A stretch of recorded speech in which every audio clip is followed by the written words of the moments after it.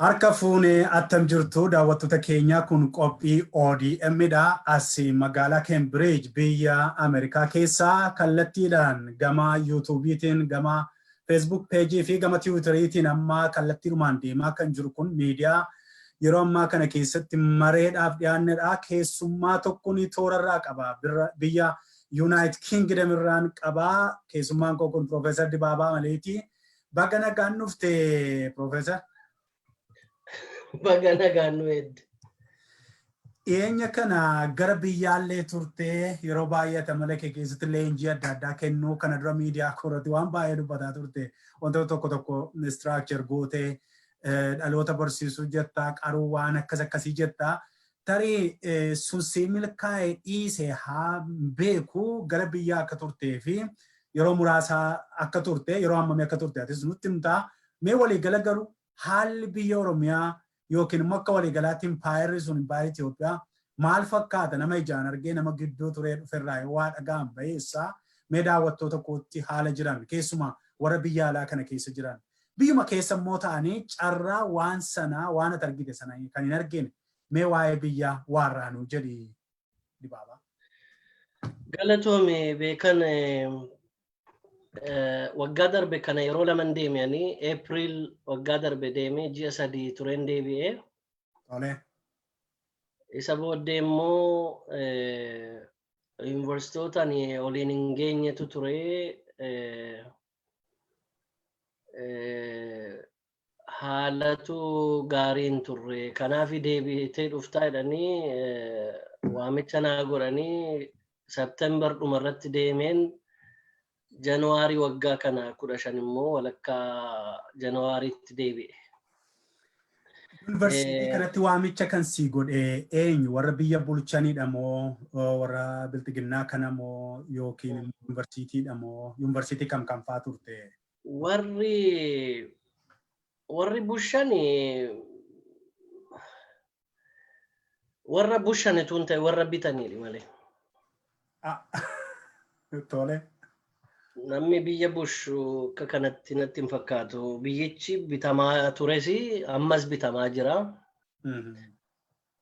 Bushuun atamma maatii kee bushuu fi maatii kee bituun tokko miti. Yoo abbaa garbaa taate, abbaa ashkarii taate bittaa jedhamta. Tole. Jara kana bitaadhaan akkuma qodaa keetii meeshaa keetti ilaalta jechuudha. Tole. Namoonni tokko lafaa ka'ee calladee si reebee si caccabsee waan tokko lafa seerri etuu sin gaafatiin etuu seerri sin barbaadin namoonni tokko akka barbaadetti dhufee si qabee si caccabsee si kolaasee bakka buuteen kee dhabamutti biyya bushamu tuun biyya governing jedhama afaan Ingiliffaanii.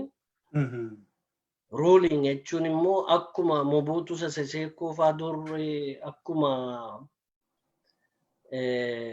emperoroonni fa'aa warri Atsee jedhaman fa'aa kuni akkutti akka sa'aatii barbaadetti ajjeesanii sa'aatii barbaadanitti reebanii waanii godhatan jechuudha. Kanaaf bushuu fi bituun tokko miti. Biyya maatii tokko keessallee seerri barreeffame hadhibu malee seera ittiin bulantu jira miti. Eeyyee. Mucaa kee kana yoo qonxoxxee, yoo dheekkamtee, yoo waa taate, yoo karaa dogongorarraa deebisuudhaaf gaarummaa isheef jaalalarraa kan ka'e malee reebicha barbaaddee haaduudhaan murmurtee maayinni finyoodhaan fanniftee miti kan gootu naamusatu jira. Naamusa discipline jedhamu normii waan jedhamu jira afaan soosiyooloojii fayyanii convention custom waan adda addaatu jira waan ittiin bulu maatii dhumtillee. Wantichi nama miidhuuf etuu hin ta'in nama sirreessuuf naamusa adaba nama gochisiisuudhaaf itti dhimma baata. Biyya bitan keessatti garuu naamusatu hin ta'in waan ittiin caccabsanii wantuma hundumti namaa beekuudha waan haaraan haasa'a miti. Erga namni 10,000 10,000 10,000 seerretuu si waamin namni kun beekan daba hojjete waan namaa cabse waan namaatti darbe daarii darbe waan namaa hate waan namaa balleesse kottu gaafatamuu qabdaa jedhama seerri. Si gaafatee immoo seerricha akkatti si sirreessu qabaa akkatti dubbii kana qulqulleessu qabaa. Sobaan namni maqaa kee Dibaabaa maqaa si balleessuu si kasase moo maqaa si baasuu si cabsuu fi daba sirratti hojjechuuf immoo isa jedhu adda baafatanii namni lama ragaa dhiyeeffatanii maal jedhanii yoo ani dabaan waasitti hojjedhe siyyuutu hin ta'in anumti ni balleessa iyyuu maqaa si balleessuuf daba sirratti hojjechuuf waan ani baasutu jira qulqullummaadhaaf isayyuu compensation jedhama afaan Ingiliffaanii afaan keenyaan hin beeku maal akka jedhamu bakka buusuu ta'uu danda'a. Restoration jedhama afaan seeraanii to restore your dignity, your status, your loss wanta si jalaa bade maqaa kee haa ta'uu qabeenyaa kee haa ta'uu wanta ulfina kee haa ta'uu to restore, restoration, restitution jedhamaan. Yoo nama dabaa taate don't go to restitution jedhama afaan seeraatiin kan baranne yoo ofii keetiif daba qabda ta'e waan dhoffattee saatinii keessa dhoffatte qabda ta'e do not go to restitution jedhamaan hin qaanoftan salphatta maqaa ta'eef. Maqaa baasii waa cabsuu waa balleessuu kana keessatti waa'ee seeraa waan ta'uudhaaf seerri maqaa hin jirreef seeraan bitta miti. Seera jechuun seera hundumaaf dhaabbatee seerri kun hunduma namaa ol ta'ee gaaddisa hundumaaf. Seerri gaaddisa ta'ee Afrikaa keessatti hin dhalatin jira. Ganaa dhaloota kana uummatu tolfatu qixeessuu uumuutu nu barbaachisaa jedhee nama. Maaliifi abbuma barbaade dhufeessitumaa si caccabsaa dhattee lafatti himattu hin qabdu namni waasii waa ta'u hin jiru akkasitti jiraata jechuudha. Keessumaa qabatamatti gaama waan biyya keenya keessa jiru sana dhagaa kanatti dubbataa jirtu amma kan ta'aa jiru namnu iddoo barbaadetti caccabsamaa iddoo barbaadetti reebamaa dhaamaa ajajni mana seeraatii utuu ittiin dhufiin qabamee hudhamee mana hidhaatti galaa akkas jechaa waan jirtu natti fakkaata akkasii moo? Seerri gaafa si barbaadu dhossaatti boolla keessa si dhoffata bakka bu'ee isaa dhabnee jedhama amma namni. Jaalabaluu obbo baluu bakka inni bu'ee dhabnee beenu atoo kelee gabbubbataa itti awwaqame taasirubbataa itti awwaqame jedhama. Yoo seeratu si barbaada ta'e aduu keessatti ifa keessatti lafa namni jiru keessatti lafa ragaan jiru iji meeqa argu keessatti gurri meeqa dhaga'u keessa dhaabbatteeti simaa balootu hin ta'in dhossaadhaan waa dudduubatu hin ta'in ilaa beekan kana balleessite balleessaan kee kana ragaan jiru kana maal jettati immoo jedha abbaan alangaa. Ani lakkisaa Dibaabaan daba natti hojjete shira natti hojjete malee kana hin goone ragaanni fidu kuniyyuu kana jetteeti waan amansiisa kan kennu loojikiidhaanii qabatamaa evidence ragaa. Kana waanii godhatteeti bilisa obbaaftaa yoo dhuguma daban sitti hojjedhe ta'e anumtu bakkan si dhaaben dhaabbachuu qaba. Suni gabbaa iddoo olaanaa biyya tokko keessatti kabajamee jiru keessatti bakka nama utuu hin taane seerri heerri olaantummaadhaan nama bulchu keessatti egaa dhugaa tukkati jette ajajaanis ajajamaanis walqixa gaafatamu jechuudha. Fakkeenyaaf akka biyyaati keessa jirtu kanaa biyyaan keessa jiru kanaa kana yoo fudhannee ilaalle seera isaaniitii fi tikee kan isaan ta'anii dhaabatanii pirezidaantiin isa balleessu eenyuyyuu balleessu seerri sun hundumaaf qixa hojjeta. Egaa biyya keenya keessatti hin jiru jettee keessumattuu ani kana irratti xiyyeeffadhu waan yuunivarsiitii sanadha. Yoo mee yuunivarsiitota ati dadaawwattee fi waan yuunivarsiitii sana keessatti argite wantoota gaggaarii fi wantoota ammoo hanquudha jettee dubbattu maaltu jira yuunivarsiitiiwwan biyya keenya keessa jiran yuunivarsiitii naannoo Oromiyaa carraa argatteetta naannoo biroos carraa argatteetta ta'ee maqaatu nu dhufte. Jalqaba waamicha kan naa godheen Dabra Taaboor Yuunivarsiitii jedhama. Nature conservation irratti Guunaa Xaanaa Haayiq project waan jedhamu qabu. Isa kana nu gargaartaadhani yeroon jalqaba deeme sana naqa lama tikeetiin naa qophaa'ee na waamanii dubbii ijoolleen ol ajjeesu Dabra Maarqos Yuunivarsiitii mucaan tokko ajjeefamnaan isa haaloo ba'u immoo Aksum Yuunivarsiitii waa dhalatee jennaan kaansildii ta'e. Isa booddee lammaffaa immoo gaafan deemuuf jedhu warri Bahardaaritti ol fixe suni bineensi olitti yaa'ee ol nyaatee isaafini naqa lama fashalee daadaraa deebitee dhufuu qabda jedhanii naanan dhaqee Wallaggas yeroo meeqa na waamanii dubbiidhuma kanaan gara naqa 4-5 ta'u haala waanii godhanii etuun hin gahin hin deebi'e. Deebi'een gaafa lammaffaa deemu waa'ee dubbii seeraan sitti hima. Sirni biyya sana waggaa 27 Bush ammas itti fufe kun yeroo baay'ee himatama warri Sidaamaa jedhamu kun yookiin Amaara jedhamu kun Amaaraa fi Ortodoksii balleessuu fi wayyaanee kan jedhamu nutti duule sagantaa akkasii baafatee dhufee jedhanii himatu yeroo baay'ee. Dhugaa ta'innaa laamoo tamii jedhee dubbii isaa baay'ee jechuun professionally waa asseessi gochuu yaaleen ture akka nama seeraanis madaala seerarra kaa'ee dhuguma ta'uu qaba wanti kun ta'innaa laa wanjalli kun dabi kuni taa'eeraa laata maaltu immoo ragaa maaliitu jira isa jedhu itti yaadaan ture maaliifi hundumatu hammacamaa ture hundumatu kolaafamaa ture hundumatu hidhama ture hundumatu reebama ture wanta jara kanaaf adda ta'e maayinni isa jedhu plausibility theory waan jedhamu jira plausibility dha wanti kun jedhee yaadaan ture lakka dubbiin isaa galagashoodha wanti itti xiyyeeffatamee hojjetame wanjalli guddaan dabi guddaan institutionii dhaloonni keessatti institutionin kun dhaloota bakka buusu. Institutionii kana deliberately caccabsanii balleessanii institutionii tun ta'in dallaa sa'a godhanii deemanii jarri warri jirus immoo adoonni waan isaan godhan hin beeku. Warri irraafi. Warri achuma keessaa biqilee bakka bu'e kun maal akka isaan hojjetan hin beeku.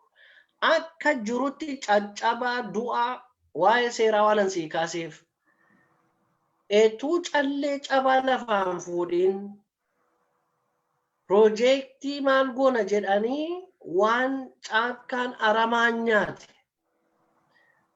warri saayintistii riisarch saayintistii maaloo jedhaman doomaan udaan hin murre sammuu doomaa baajjajaa raatuu bineensa booyyee garaasaa bulu.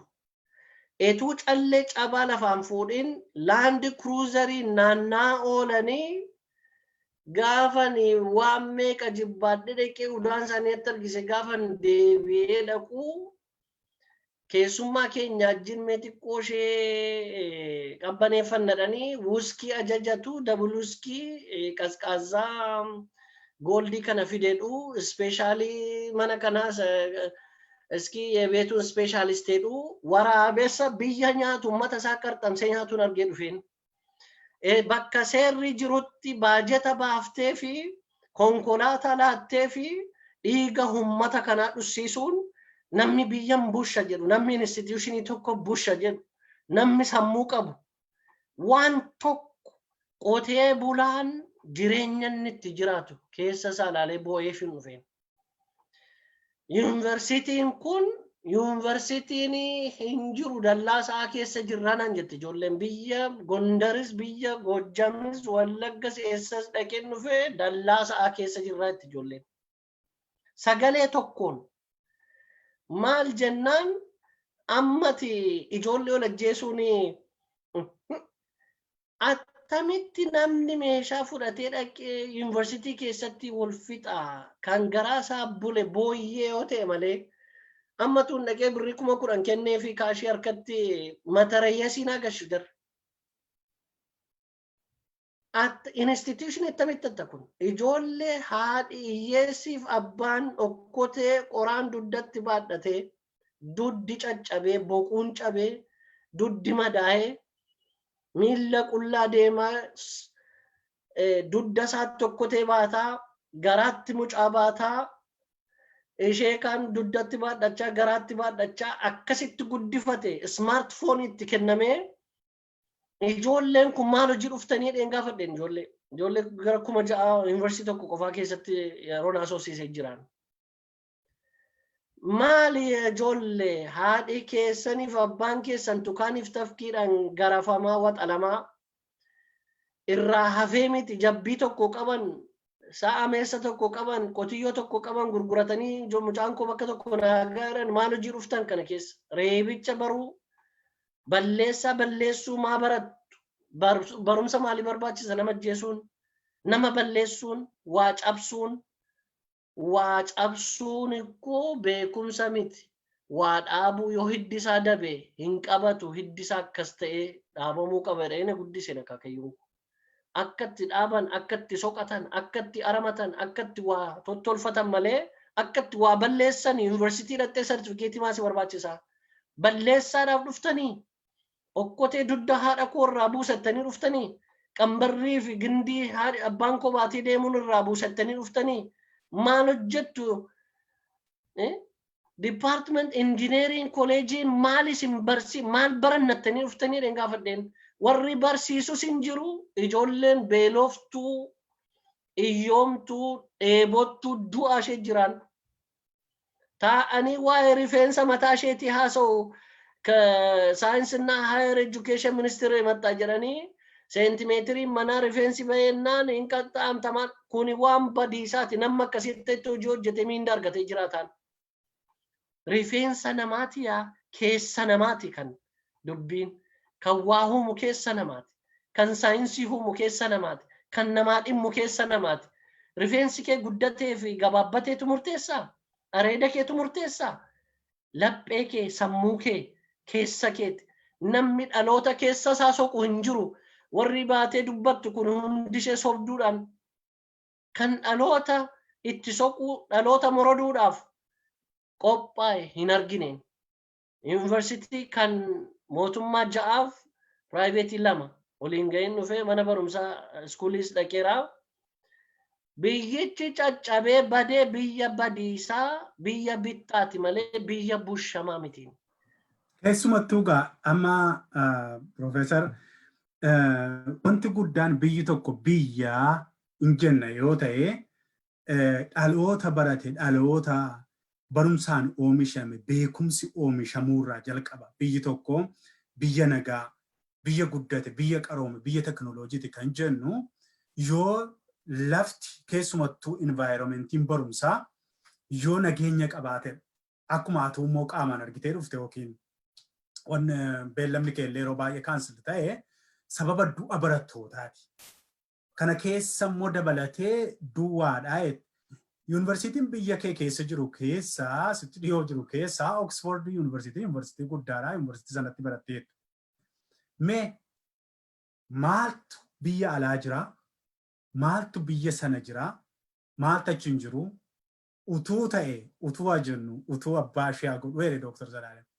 Utuu biyya keenya keessa kun dhaqee galuu qaba jetta ta'e haala bulchiinsaa governaansii amma jettu kanaan riisoorsii dhiyaatu kanaan nageenya barattootaa security barattootaa kana dabalatee mee waan achi jiru waan hanqate silaa utuu ta'e kanati hawwitu maali dhalootaaf ta'a wanti nuyi dubbannu kun tarii bar tokko dhaloon irratti hojjetanii yuunivarsiitii miidhagaa yuunivarsiitii namnuu sammuudhaan sammuu qofaadhaan keessatti hojii hojjetu sodaataa bir'ataa dhufanii na qabu jechaa yoom dhufanii dhaana buusu jechaa yaadda'aa qayyabatu tuun taane yuunivarsiitii bilisa taa'ee laayibrarii bilisa keessa taa'ee qayyabatee buusee baasee kalaqaa wayii argatu uumu kana fiduudhaafi maal utuu achi dhaqee jettee yaadda maal tachii dhibe immoo mee daawwattoota kootti. Mee obboleessa koo waan bineensaa fi dhala namaa adda baasuu waasitti ma jalqaba. Achirraa dhufa guddachuun jijjiiramuun badhaadhinni inni jedhamus inni waan fake vacuous intellectually infant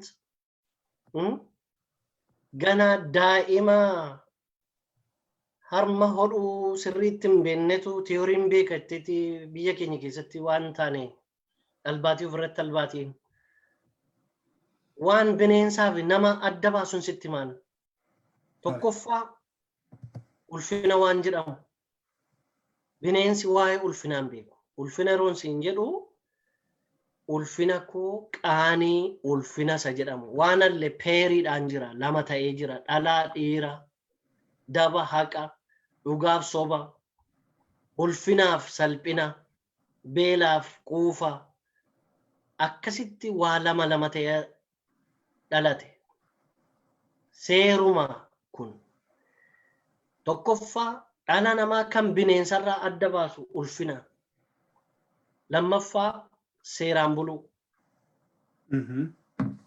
seera lafa kaawwatan dhalli namaa amma yoo seera daboo laalte seera coocoo laalte seera daadoo laalte seera jigee yoo laalte waan halleensaa seera qaba seerri kun customary jedhama ittiin hojjetachaa ittiin jiraachaa kan itti barabaraan dhalootatti darbee dhufe originiin seeraa customary irraa dhufe isatti barte jechuudha isattiin jiraatte barabaraan dhalooti meeqa ittiin jiraate jechuudha tottolfachaa bareechachaa morodachaa qarachaa isa yeroo isaarraa adda ta'e hambifachaa haaraatti dabalachaa akkasitti custom waan jedhamuun jiraate dhalli namaa customary jedhamaan isa booddee gaafa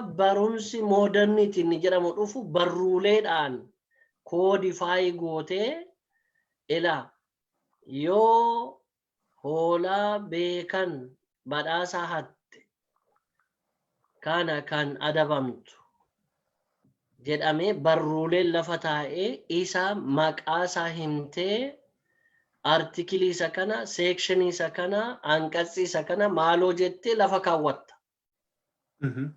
Bineensi kana hin qabu. Waa lamaan kana hin qabu. Waan adda biraa baay'eetu jira. Lamaan kana qofaa irratti si xiyyeeffadhaan. Tokkoffaa dhaloota yeroo barsiiftu waa'ee ulfinaa barsiiftamoo.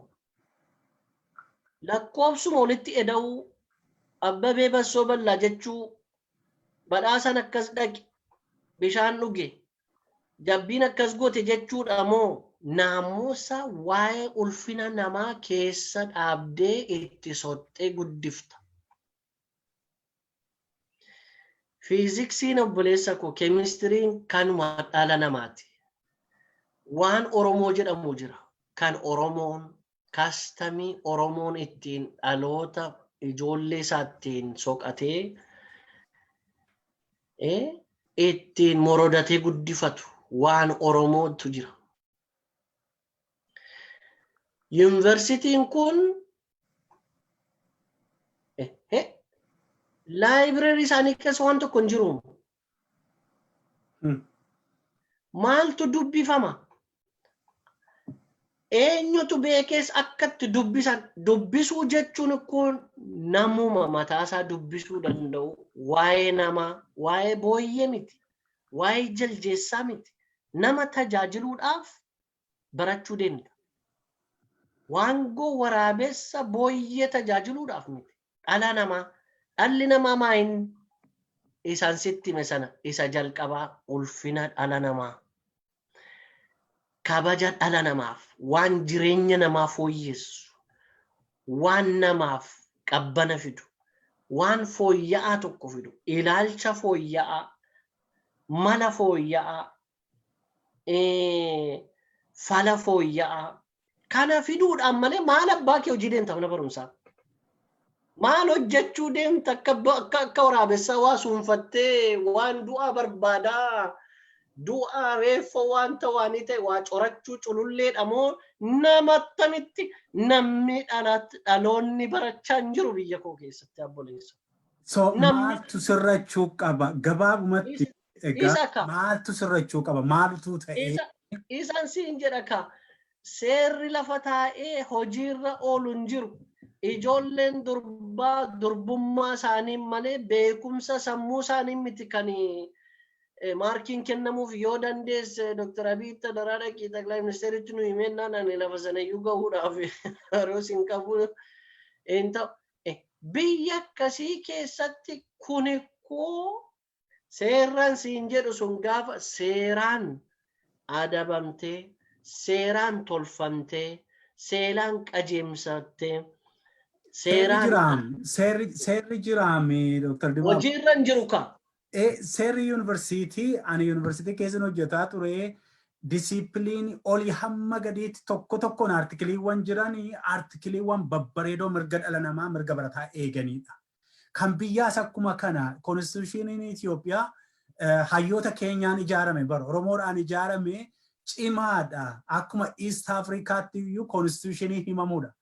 Garuu hojiirra hin jiruudha amma practical gaafa ta'uti hin jiru sana gochuudhaaf sana hojiitti fidachuudhaaf dhaloonni maal gochuu qaba kanarratti asumaan xumurru kutaa duraa kana jedheetani beekama tokko lama maal goonu dhaamsa seera murachuu tumachuu qofaatu hin ta'in hojiirra ooffachuudhaam ila seerrichi adabaan naamusaan nama qajeeshee ittiin buluu ta'a, ittiin adabamuu ta'a, ittiin daarii darbuu si dhowwa, nama salphisuu si dhowwa, nama ulfina qaba kana salphisuu, nama saamuu, nama xiqqeessuu, nama badiisa irraan ga'u, hamaa irraan ga'u irraa si dhowwa. Dhaloonnumtiyyuu kana gaafachuudhaaf ofiisaatiif dura koo naamusaan yoo qaramete kun daba hin ta'u. Kuni badiisa, kuni xiqqina, kun salphina isa jedhu abbaatuyyuu isa difeendii godhata bara. Isayyuu abbaatu eeggatatti cichate. Itti akka inni cichatuufiyyuu kana namni itti soqe hin jiruun siin jechaa jiraam. Barsiisuu jechaa jirtan leenjisu. Barsiisuu dhumti etuutti soqame akkasitti waanii ta'e qilleensa duukaa akka habaqiin deemu kaa. Waan hundee qabu koo dhaabbatee qilleensas duumessas bokka baay'ee waanii ta'e cabbii kanas isa maal godhee dhaabbata bara. Isa kana resilience endurance isa qabu isa akkasii dhaloota hin uumamne kan kana godhe hin jiru institutionichi kana gochuudhaaf jira miti gochaa jiras miti gochaa ba'es miti. Hankanaan achi nama salphisuus of salphisuus hin dhaqu. Lubbuu namaa fudhachuus kan ofiisaatiin balleessuu hin deemu. Namni kanaaf akka inni dukkana keessa taa'ee akka barbaadan waxalanii akka harree dhiitanii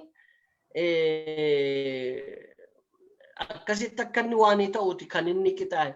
Kanaaf institutioniin jiru kun morodii keessa jiraate qottoon hammuma qarame mura obboleessa. Isayyuu muruu qofaatu hin ta'in akkatti murantu jira. Malatti murantu jira. Seentiidhaan an qilxuu jiffadhattee teessee seentiidhaan waan gootaa qilxuu odaa guddaa tokko. Dandeettii akkasii horachuudhaa fi dhaloota akkasii dhaloota itti soqame morodame dhaloota habala kamuruu danda'u dhaloota qaroo kana uumuudhaan morodi jiraachuu qaba. Margaan citaadhaan sibiila hin qartu morodatu sibiila morodee qaratti baasa. Biyyattiin moroda hin jiru siin jedha. Morodichaan barbaadan iyyuu natti fakkaata. Haa ta'u egaa daawwattoota keenyaa kuni qophii ODM kana har'aa kana keessatti Profeesar Dibaabaa wajjiniin kan marii gooneef kaayyoo guddaan biyya keessa ji'a 2-3 turanii leenjii yuunivarsiitiiwwan adda addaa keessatti affeeramanii kennaa waan turaniif jedhameefanii mee maal argitanii qabatamatti maaltu jira yuunivarsiitiiwwan keenya keessa maaltu jira biyyichi garamitti adeemaa jiru kan jedhuun iyyaafadhee kutaa jalqabaa kanaa akkasittiin gara kallattiitti fidee egaa waan baay'eerraa akka barattan abdii guutuun qabaa. Profeesar atillee baay'ee ulfaadhu kutaa jalqabaa kana egaa haala kana fakkaatuun waan naa kennitee fi baay'ee galatoomi. Galatoomi. Profeesar